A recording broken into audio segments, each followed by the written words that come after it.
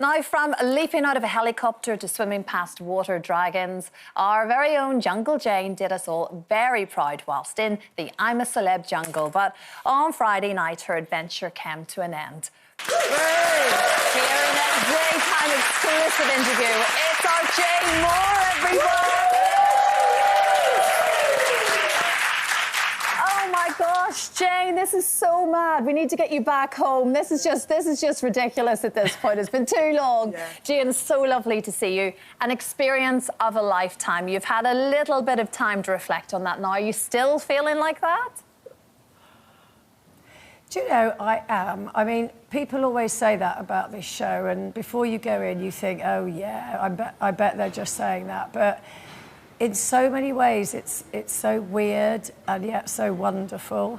And I think I really lucked out this year because I got such a nice group of people. I mean, there wasn't a single person in there that irritated me, which, as you all know, is very, very rare. So, yeah, it was just great, and you know, and I'm missing them all already. I'm in the hotel waiting for them all to come out, having a lovely time with all their friends and family. I've been at the pool all day drinking cocktails with them. Oh, that's my kind of lifestyle, Jane.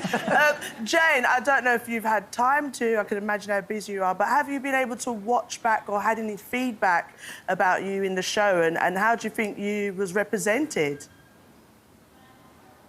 I have not watched a single second because it's all been a bit of a whirlwind. But for me, it was just when I come out of that camp, Ellie and Grace, my daughters, were waiting for me, and I basically just said, "Am I still your mother, or have you disowned me?" And they said, "No, you did brilliantly," and that was all I needed to hear, to be honest. Oh, that is so sweet. That is so sweet.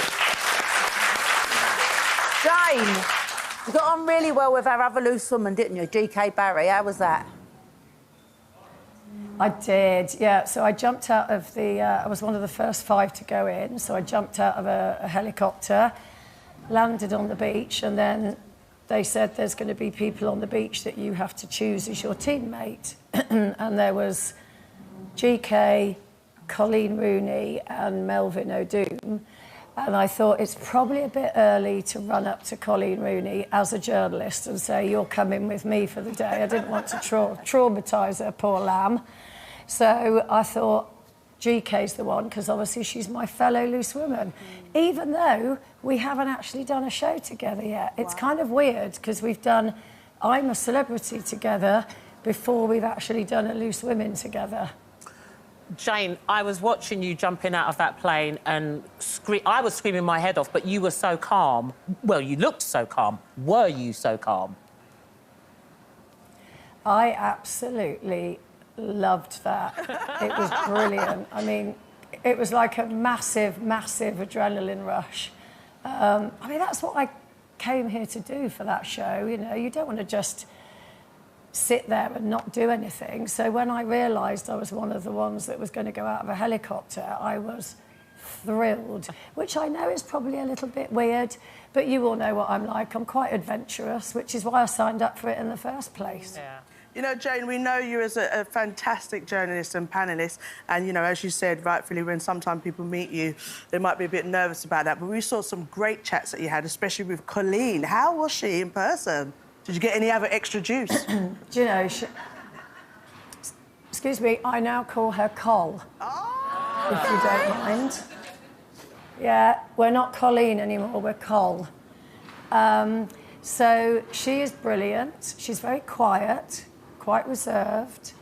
So I thought in the camp, I'll just quietly get to know her, you know, let her come out of her shell a bit, and she did sort of confide in me that she was a bit overwhelmed at first by all the big personalities in camp, which is understandable.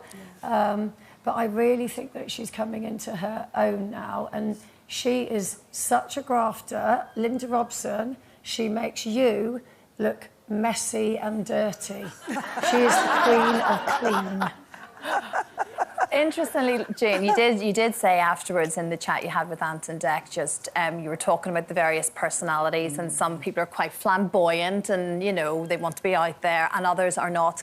Cole being sort of one of those. You did also mention about hard work not being rewarded. So just give us a bit of a sense of exactly what you meant by that.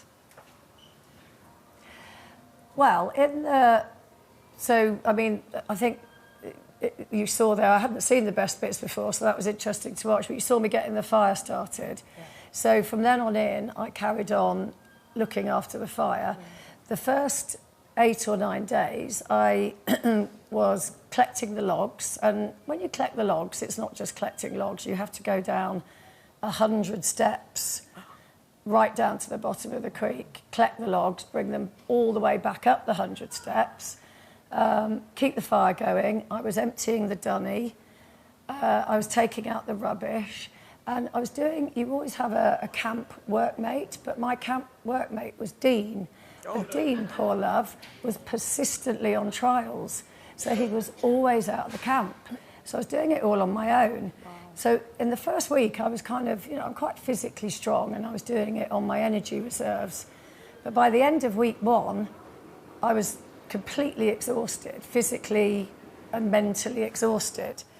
So when there was a change of leaders, I said to Danny, when they went off to do new jobs, I said, could you not give me the washing up, or the cleaning, as I called it, because that's actually the most physically demanding job in camp, because, again, you have to go up and down those 100 steps, but it's 3, if not 4 times a day, with 2 massive pails full of all the dishes, the cutlery, the cast iron pot, the cast iron frying pan.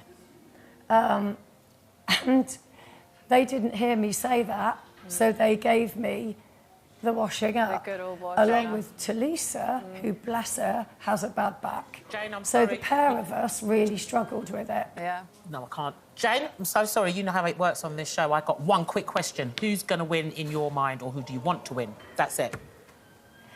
I would like Colleen or Melvin to win, because they are hard grafters too.